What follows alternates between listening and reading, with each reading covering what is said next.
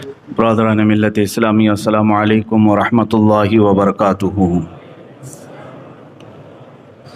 الحمد للہ الحنان المنان الذي خلق الانسان وعلمه البیان، والصلاة والسلام على رسوله سید الانس والجان وعلى آلہ واصحابہ ذوی الخیر والاحسان، اما بعد فاعوذ باللہ من الشیطان الرجیم، بسم اللہ الرحمن الرحیم۔ افحسبتم انما خلقناکم عبثا وانکم الینا لا ترجعون، صدق اللہ مولانا العظیم۔ بارگاہ رسالت مآب صلی اللہ تعالی علیہ وسلم میں درود پاک کا ہدیہ پیش کریں۔ اللہم صلی علی سیدنا و مولانا محمد معدن الجود والکرم وآلہ واصحابہ الکرام وابنہ الکریم وبارک وسلم صلاة دائمتا سرمدا ابدا۔ عزیزان گرامی وقار، خدائے قدیر و جبار ارشاد فرماتا ہے، کیا تم سب نے یہ گمان کر لیا کہ تمہیں بیکار میں پیدا کیا گیا ہے؟ اور کیا تم یہ سمجھتے ہو کہ تمہیں لوٹایا نہیں جائے گا؟ افحسبتم انما خلقناکم عبثا، تم یہ سوچتے ہو کہ ہم نے تمہیں عبث پیدا کیا ہے، بیکار پیدا کیا ہے، اور تم یہ سوچتے ہو کہ کبھی ہم لوٹائیں گے نہیں تمہیں؟ یہ دونوں خیالات تمہارے غلط ہیں۔ اللہ عز و جل نے اپنی کائنات میں ایک ذرہ بھی بیکار نہیں پیدا کیا، اس نے ایک مچھر کو بھی عبث نہیں پیدا کیا، اور دنیا میں جس کو بھی بھیجا ہے ایک معین مدت کے لیے، ایک مقررہ وقت تک کے لیے، اور پھر ہر ایک کو اللہ کی بارگاہ میں لوٹایا جائے گا۔ اسی لیے جب کسی کا انتقال ہوتا ہے تو ہماری زبانوں سے بے اختیار نکلتا ہے انا للہ و انا الیہ راجعون، جس کا مطلب ہوتا ہے کہ ہم اللہ ہی کے لیے ہیں اور اللہ ہی کی طرف لوٹنے والے ہیں۔ عزیزان گرامی، جس نے اپنی زندگی کا مقصد اور اپنے یہاں پر زندہ رہنے کا مقصد نہیں سمجھا، وہ سب سے بڑے دھوکے میں رہا۔ لوگ یہ کہتے ہیں کہ فلاں نے مجھے دھوکہ دے دیا، فلاں نے میرے ساتھ چیٹ کیا، بلکہ ایک بزرگ فرماتے ہیں سب سے زیادہ دھوکہ تم خود اپنے آپ کو دیتے ہو۔ دوسروں کا جو کھایا ہوا دھوکہ ہے وہ تھوڑی دیر کے لیے ہوتا ہے، لیکن تم جو خود دھوکے میں مبتلا ہو اپنے آپ کو، یہ برسوں بیت جاتے ہیں، تم نے اپنے آپ کو اس کیفیت سے باہر نہیں نکالا۔ کبھی اپنے جسم کی طرف دیکھو، یہ قیمتی جسم اللہ تعالیٰ نے تمہیں کیوں کر عطا کیا ہے؟ یہ ہاتھ و پیر کی نعمتیں، یہ آنکھ و زبان کی نعمتیں، یہ قوت سماعت، قوت بصارت، یہ تمام قوتیں جو اللہ نے تمہیں بنا کسی معاوضے کے دیا ہے، کیا یوں ہی دے دی گئی ہیں تمہیں؟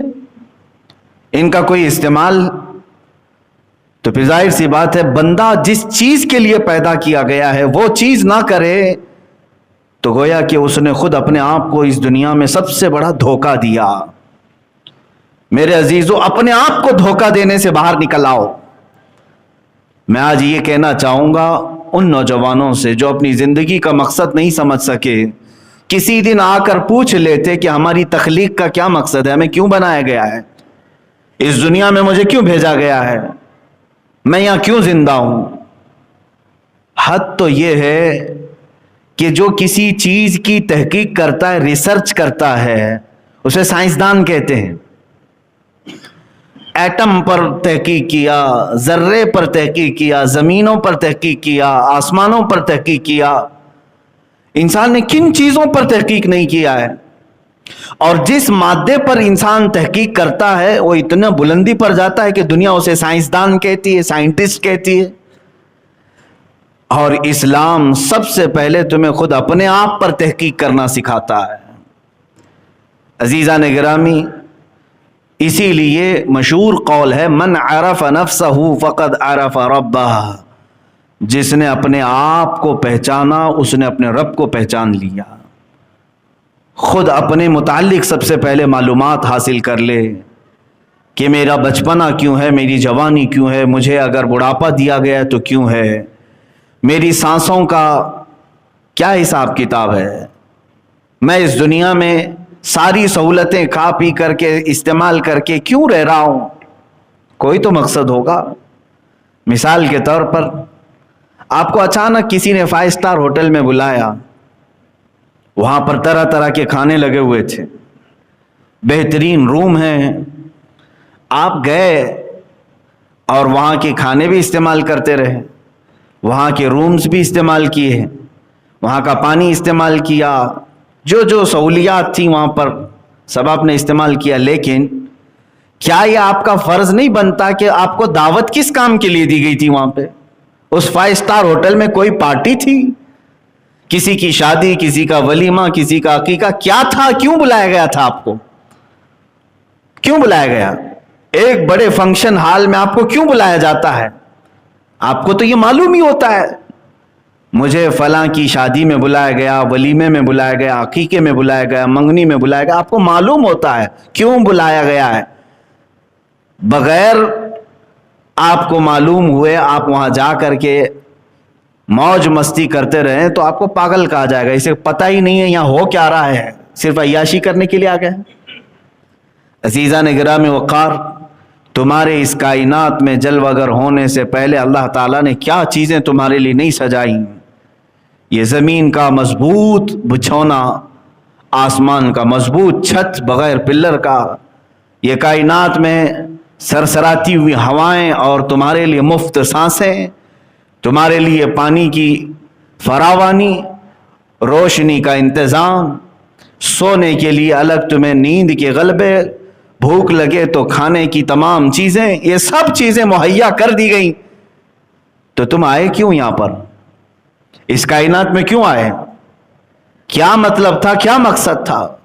اسی مقصد تخلیق کو قرآن کہتا ہے سورہ زاریات کی آیت، وَمَا خَلَقْتُ الْجِنَّ وَالْإِنسَ إِلَّا لِيَعْبُدُونَ۔ اللہ تعالیٰ فرماتا ہے ہم نے جنات اور انسانوں کو صرف میری عبادت کے لیے بنایا ہے، اپنی عبادت کے لیے بنایا ہے۔ سمجھ میں آیا کہ ہمیں کائنات میں اللہ نے اگر بھیجا ہے تو اس کی عبادت کے لیے بھیجا ہے۔ عزیزان گرامی، اسی بات کو میں نے اس سے قبل بھی دہرایا تھا کہ انسان باقی ساری چیزیں کر لیا لیکن جس کا مقصد کے لیے وہ آیا تھا اسی میں وہ ادھورا رہ گیا، یعنی عبادت، اللہ کی رضا حاصل کرنا، یہ سب کا مقصد تھا، اسی لیے تمہیں بنایا گیا تھا۔ اور آج بہت سارے لوگ یہ سمجھتے ہیں کہ یہ لائف بیکار کی چل رہی ہے اور اس کو اس طرح سے گزار رہے ہیں جیسے لگتا ہے کہ کوئی ہلکی پھلکی چیز تمہارے ہاتھ میں آئی ہے۔ اتنی قیمتی زندگی اللہ تعالیٰ نے تمہیں دی ہے کہ اگر سانس تمہاری رک جائے تو کروڑوں دے کر کے بھی کسی ڈاکٹر سے سانسیں واپس نہیں لا سکتے۔ ایک بار تمہاری دھڑکن رک جائے تو لاکھوں کروڑوں اربوں دے کر کے بھی اس دھڑکن کو واپس نہیں لا سکتے۔ اتنی قیمتی لائف تمہارے ہاتھوں میں آج موجود ہے، لیکن اس کا مقصد نہ سمجھ کر کے اپنے آپ کو عیاشیوں میں اور بیکار زندگی میں گزارنا، گویا کہ انسان کا خود اپنے آپ کو دھوکہ دینا ہے۔ مجھے بتاؤ کتنے لوگوں نے اپنے آپ کو دھوکہ دیا؟ یہ تو جرم ہے دھوکہ دینا دوسروں کو، لیکن میں سمجھتا ہوں اس سے بڑا جرم اپنے آپ کو دھوکہ دینا کہ تم پیدا کس کام کے لیے کیے گئے تھے اور کر کیا رہے ہو آج۔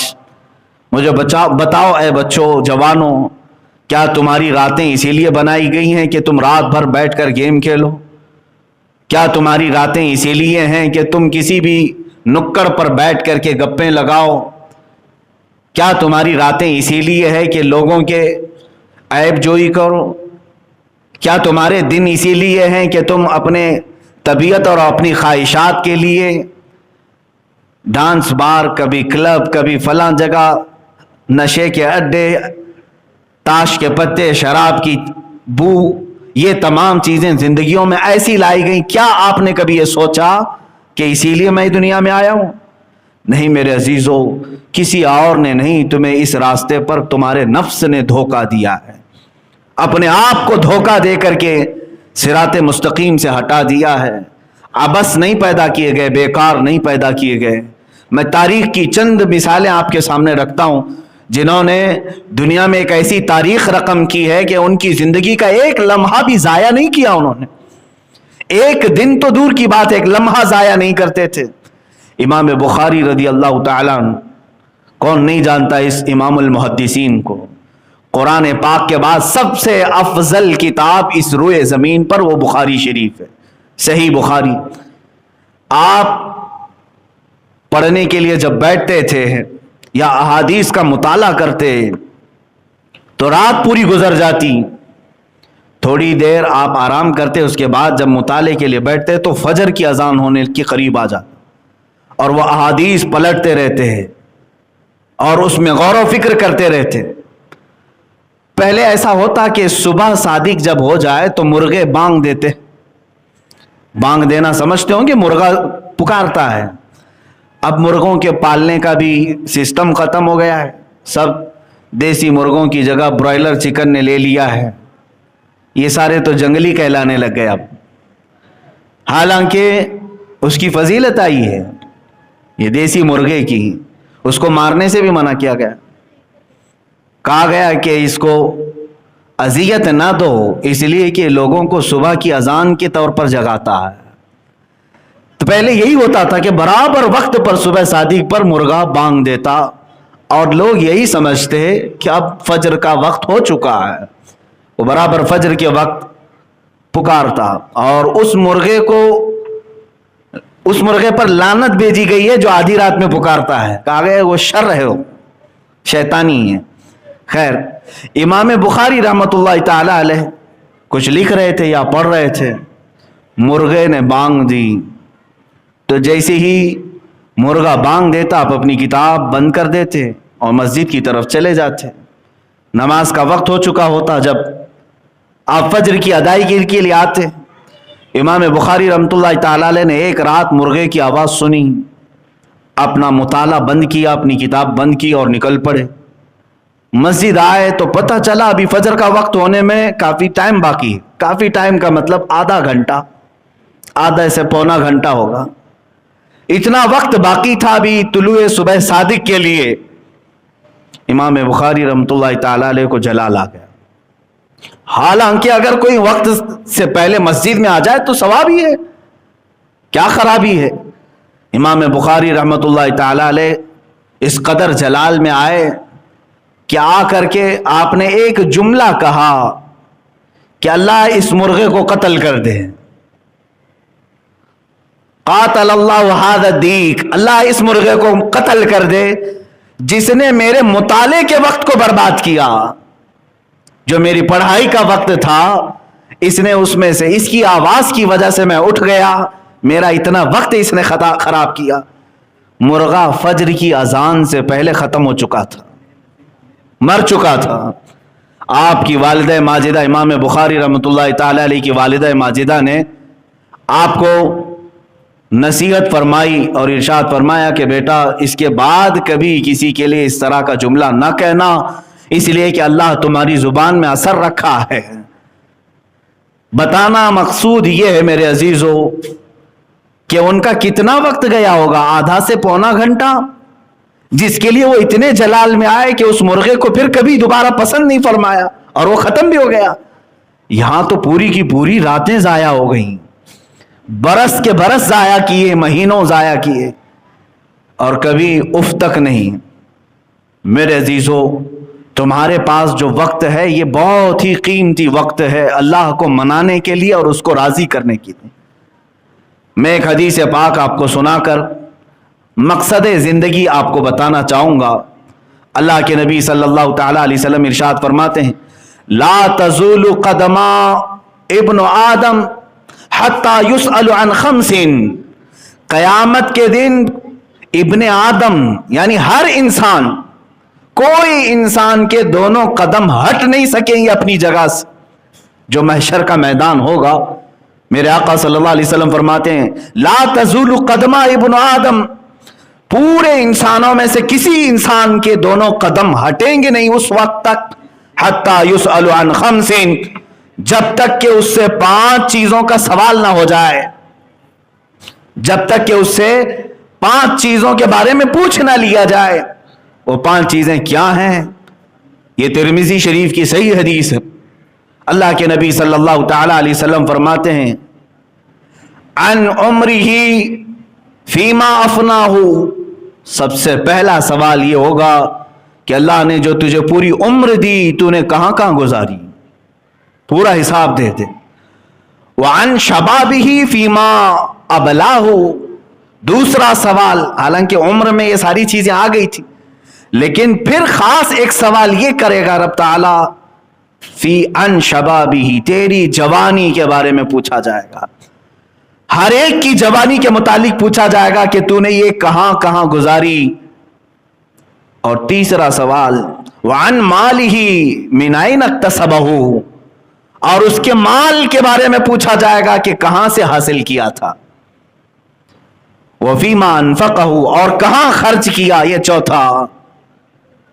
और वफीमा, और सवाल होगा वफीमा आमिल मिन अलिमा और कमा क़ाल नबी सल्लल्लाहु अलैहि वसल्लम, जितना उसने इल्म हासिल किया उस पर कितना अमल किया था।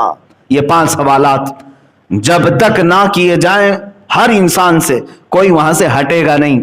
सबसे पहला सवाल उम्र के मुतालिक ही है। क्या हमारे पास इन 5 सवालात के जवाबात तैयार हैं?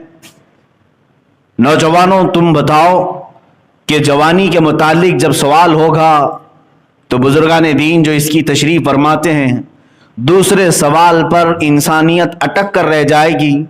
यहां तक कि ये दूसरा सवाल है ना, वअन शबाबिही फीमा अबलाहु, और जवानी के मुतालिक पूछा जाएगा कि कहां कहां गुजारा, बता दे।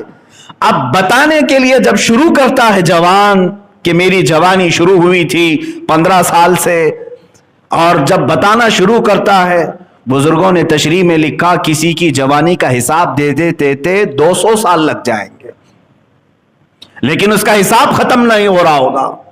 200 साल का अरसा गुजर चुका होगा।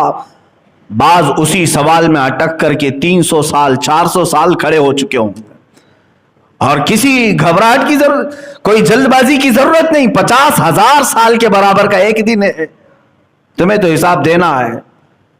कोई इतने इतने सालों तक खड़े रहेंगे सिर्फ दूसरे सवाल के जवाब में। एक उम्र कहां गुजारा, दूसरे उसने अपना शबाब, अपनी जवानी कहां बिताई।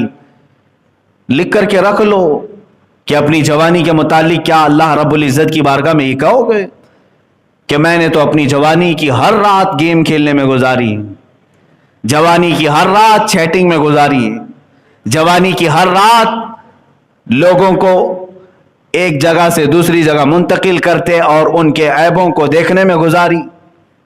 इंसान की ये फितरत है कि वो हमेशा बुराई देखना पसंद करता है। इस फितरत से बाज आना चाहिए।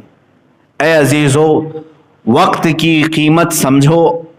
और नौजवानों से मैं कहूँगा, अब तुम्हारे लिए हालात इस कदर तेज़ी से बदले जाएंगे कि सिर्फ और सिर्फ आपके पास अभी 5 से 10 साल के अरसे में इतनी ज़बरदस्त चेंजिंग देखने को मिलेगी जो पिछले 100 सालों में आपने नहीं देखा होगा।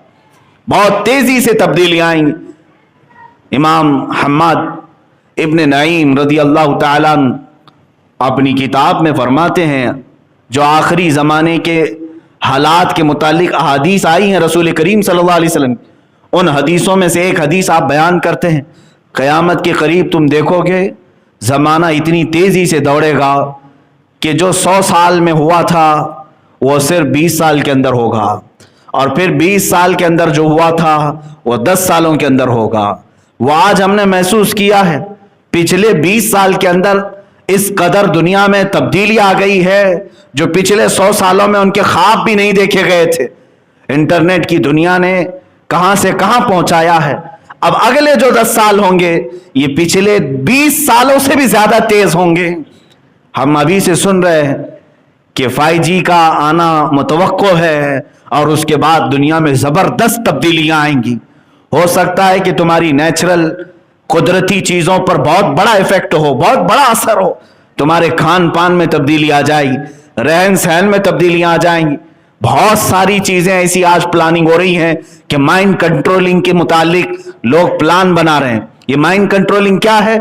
किसी के जहन और दिमाग को ऐसा अपने काबू में रखना कि मैं उठ कहूं तो उठे, बैठ कहूं तो बैठे, चल कहूं तो चले। ये ऑर्डर देने वाले जो सिस्टम है माइंड कंट्रोलिंग कहते हैं। इस पर पूरी दुनिया आज, पूरी दुनिया नहीं, यहूदी लॉबी सबसे ज्यादा इसमें मसरूफ अमल है।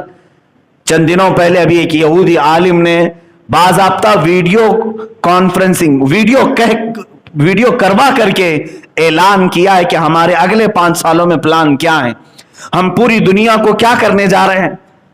अगरचे उसका ऐलान हो, हम तो जानते हैं अल्लाह जो चाहता है वही होता है मेरे अजीजों, लेकिन दुनिया को डिस्ट्रॉय करने के लिए लोग और पूरी इंसानियत के कातिल ये यहूदी लॉबी जो प्लान बना रहे हैं, क्या हम उसके मुतालिक तैयार हैं? यहां तो जवानों को देख करके अफसोस होता है, बहुत अफसोस होता है। अल्लाह तबारक व तआला ने तुम्हें फजूल नहीं पैदा किया, अबस नहीं पैदा किया। आज हमारी जवानी को देखकर कोई मदद के लिए भी पुकारना नहीं चाहता हमें। ये खुद अपने आप को धोखा दिया हुआ आदमी है, दूसरों की क्या मदद कर सकेगा। मुझे अभी चंद दिनों पहले एक बात पढ़ने को मिली, कश्मीर की खवातीन बिलखती हैं, आज रोती हैं, बहुत सारी उनकी परेशानियां हैं। लेकिन एक जमाना था जब इसी सिंध के इलाके से चंद औरतों ने अरब के नौजवानों को पुकारा था। राजा दाबेर सिंह, ये मैं 90 हिजरी की बात कर रहा हूं, आज से 1300 साल पहले तकरीबन राजा दाबेर सिंह की हुकूमत थी। जब कुछ हज पर जाने वाली खवातीन श्रीलंका से निकली, बीच रास्ते में गुंडों ने उन्हें अगवा कर लिया और उनकी इज्जतों से खेलने लगे, तो उन औरतों ने जो हज के लिए निकली थी आवाज दी कि कोई अरब का काफिला हो तो हमारी आवाज खलीफा वक्त तक पहुंचा दे। तो उस वक्त जो ताजिर आए थे, उन ताजिरों ने ये बात सुनी कि कुछ मुसलमान औरतें इस तरह अगवा की जा चुकी हैं, गिरफ्तार हैं। तो वो बात जा करके उस जमाने के हज्जाज बिन यूसुफ गवर्नर के सामने बयान की गई। वो खुद एक जालिम था, लेकिन दरबार में एक नौजवान गुजर रहा था जो उसका भतीजा भी, मोहम्मद बिन कासिम, रुक गया, पूछा कि कहां से खबर लाए हो? कहा सिंध से।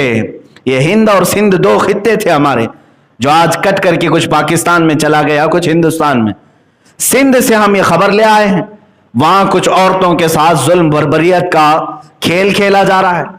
तो मोहम्मद बिन कासिम ने अरब की उस सरजमीन से आवाज लगाई थी, लब्बैक या उख्ता, ऐ मेरी बहन मैं हाजिर हो रहा हूं, मैं आ रहा हूं। उस वक्त मोहम्मद बिन कासिम ने वक्त के गवर्नर से इजाजत ली और 10,000 नौजवानों का लश्कर लेकर वो सिंध पर हमलावर हुआ। ये सबसे पहला लश्कर था जो हिंदुस्तान में दाखिल हुआ और राजा दाबेर सिंह के साथ मुज़ाकरात हुए, बातचीत हुई। जब हल ना हो सका, वो औरतों को आजाद करने पर आमादा नहीं हुए, तो सिर्फ और सिर्फ इज्जत औरतों की महफूज रखने की खातिर इन नौजवानों ने उनके साथ ऐसा हमला किया कि ये पूरे के पूरे फौज तितर बितर हो गई और गुंडे पकड़े गए, हत्ता कि राजा दाबेर सिंह भी गिरफ्तार हुआ। उन खवातीन को आजाद कराया गया। पहली मर्तबा मोहम्मद बिन कासिम ने परचम इस्लाम हिंद में लहराया। यह वो जमाना था जब हिंदुस्तान में अलल ऐलान किसी ने परचम नहीं लहराया, पहला लश्कर। लेकिन मुझे यह बात इसलिए बतानी पड़ रही है कि जो मोहम्मद बिन कासिम अरब से चल करके चंद खवातीन की इज्जत बचाने के लिए आया था, वो कोई 40 साल 50 साल तजुर्बाकार सिपह सालार नहीं था, वो जर्नल और कमांडर नहीं था, बल्कि सिर्फ और सिर्फ 19 साल का जवान था। सिर्फ 19 साल का जवान था।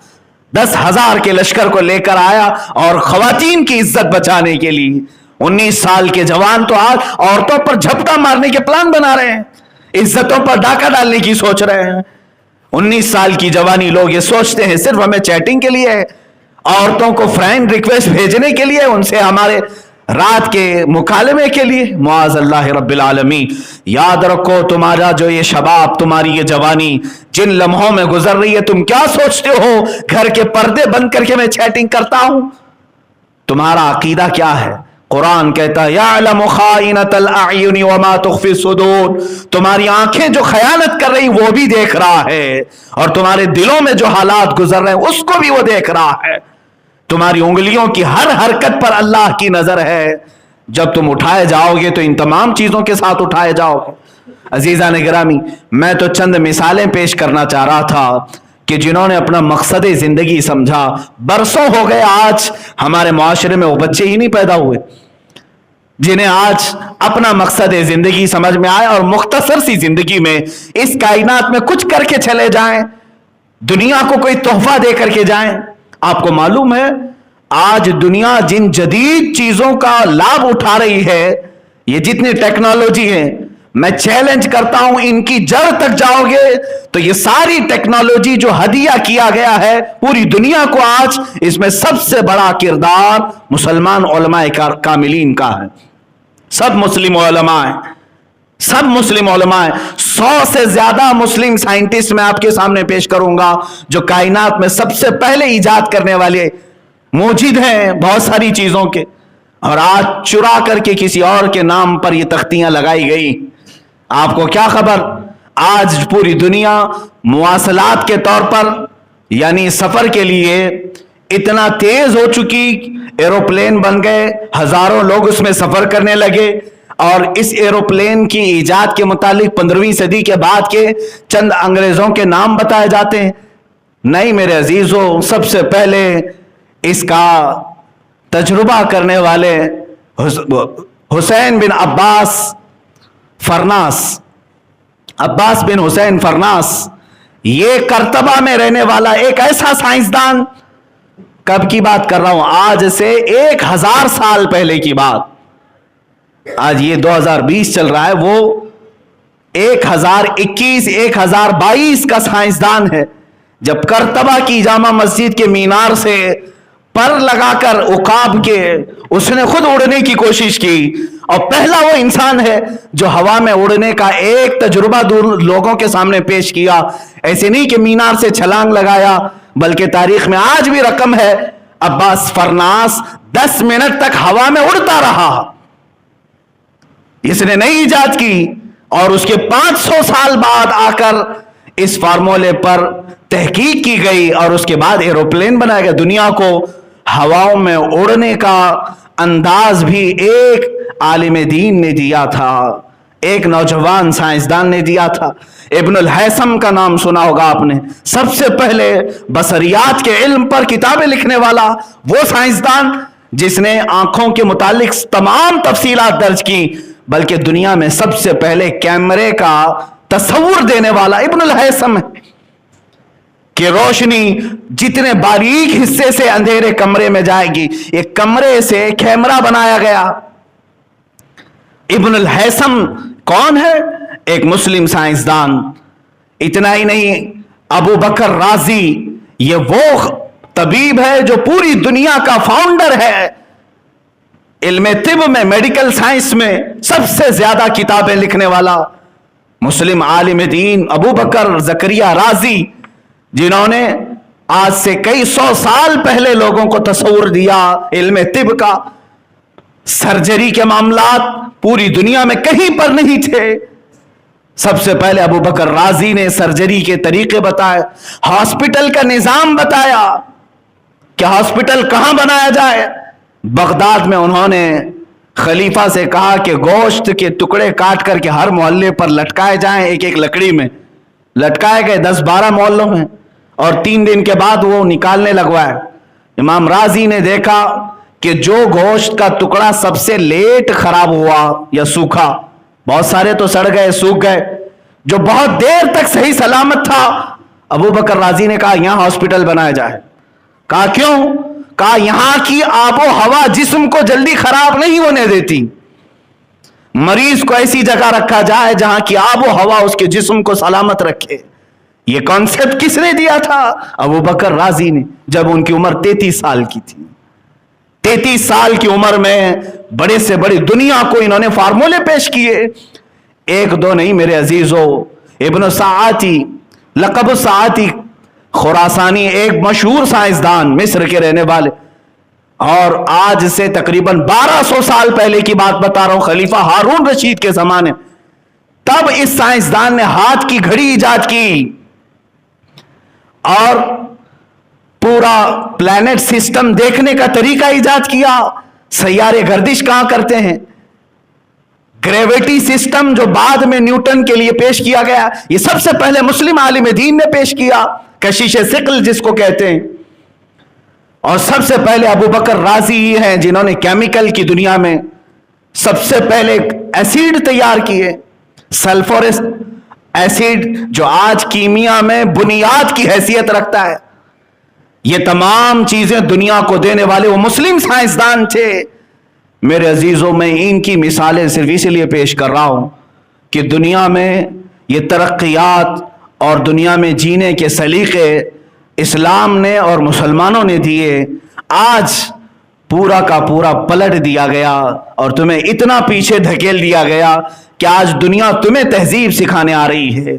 आज तुम्हें मैनेजमेंट डेवलप करने के लिए तरीके सिखाए जा रहे हैं और बहुत सारी चीजें ऐसी हैं कि गुलामी के अंदाज में तुम सीखने के लिए गैरों के दरबार में जा रहे हो।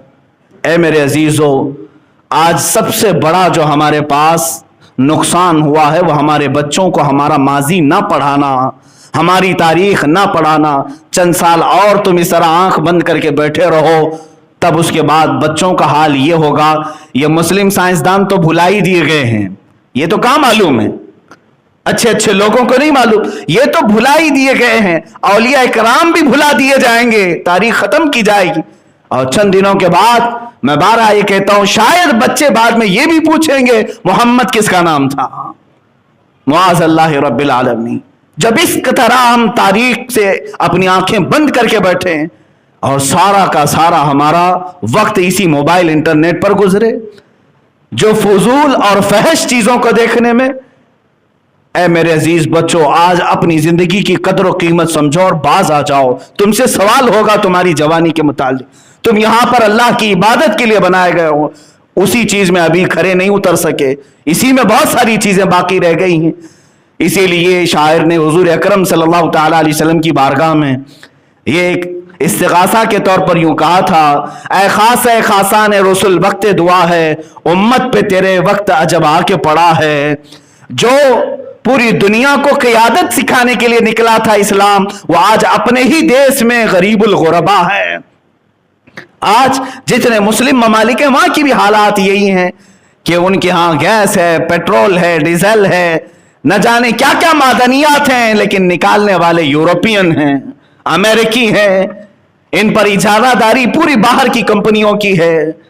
क्या हम इस कदर आज इल्म से और अपने मकसद जिंदगी से बिछाड़ दिए गए?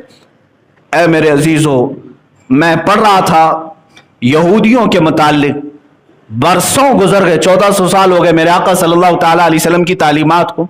बाज़ उलमा भी इसको रिजेक्ट करते हुए आज अलग अंदाज से बोलने की कोशिश करते हैं। हुजूर ने फरमाया था, अपने बच्चों को निशानाबाजी सिखाओ, तीर अंदाजी सिखाओ। हुजूर अकरम सल्लल्लाहु तआला अलैहि वसल्लम की हदीस में इन्हें घुड़सवारी सिखाओ, तीर अंदाजी सिखाओ।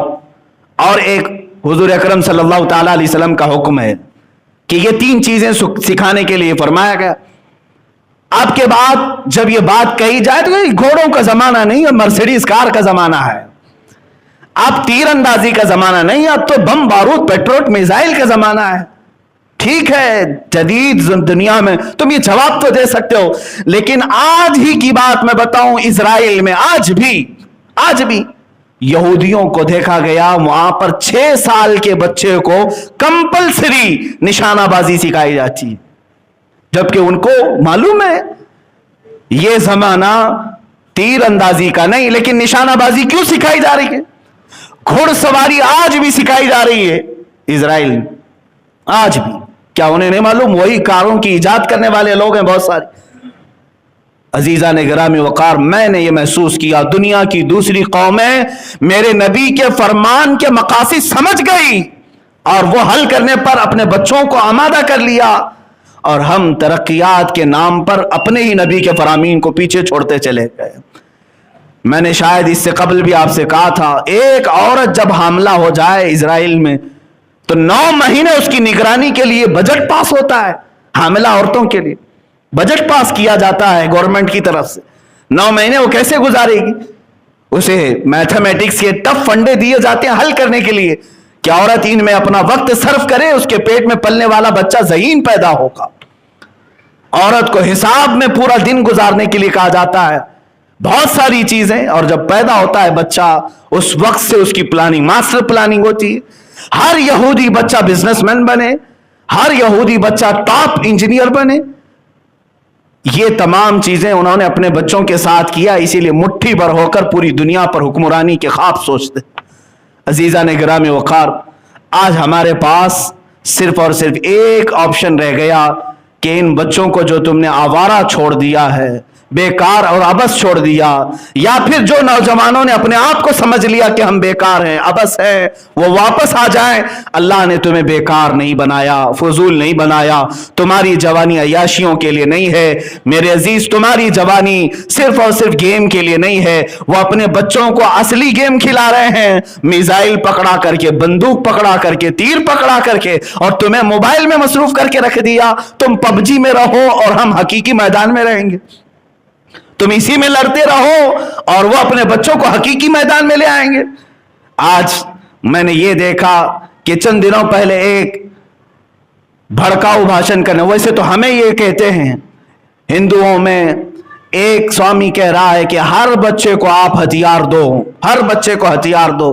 کیا آپ کو ہندوستانی نظام کے ڈپارٹمنٹ پر نہیں بھروسہ ہے؟ ہم نے تو کبھی اپنے بچوں کے متعلق اس طرح کی باتیں نہیں کی، لیکن وہ تمام چیزیں کھل کر کے اس بات کو کر رہے ہیں، کہہ رہے ہیں۔ صرف اس لیے میرے عزیزوں کے الرٹ رکھنا چاہتی ہے ہر قوم اپنے بچوں کو۔ آج میں بھی آپ سے یہی گزارش کرنا چاہوں گا، اٹھو وگرنہ حشر نہ ہوگا پھر کبھی۔ دوڑو کے زمانہ اپنی چال چل گیا، دوڑو کے زمانہ چال اپنی چل چکا۔ میرے عزیزوں، اپنے بچوں اور اپنے جوانوں کے وقت کو برباد ہونے سے بچاؤ، ان کے ضائع ہونے سے بچاؤ۔ بہت ساری تاریخیں ہمارے پاس موجود ہیں۔ ہندوستان میں آ کر کے تاریخ رقم کرنے والے سلطان سید سالار مسعود غازی رحمۃ اللہ تعالی علیہ کا نام سنا ہوگا۔ بہرائچ شریف کے ایک بزرگ ہیں جن کے متعلق اعلیٰ حضرت فرماتے ہیں ہر 50 منٹ پر وہاں پر حضرت خضر علیہ السلام کی حاضری دیکھی گئی ہے۔ یہ وہ سالار مسعود غازی جو خواجہ غریب نواز سے پہلے ہندوستان آئے تھے اور اپنی زندگی قربان کی اور شہادت پایا، اور آج تک لاکھوں کروڑوں لوگوں کے دلوں میں آج ان کی عظمت موجود ہے۔ جانتے ہیں ان کی عمر کیا تھی؟ ان کی شہادت کے وقت ان کی عمر 18 سال کی تھی، 18 سال کی عمر، اور سلطان سالار مسعود غازی سلطان الاولیاء بن گئے۔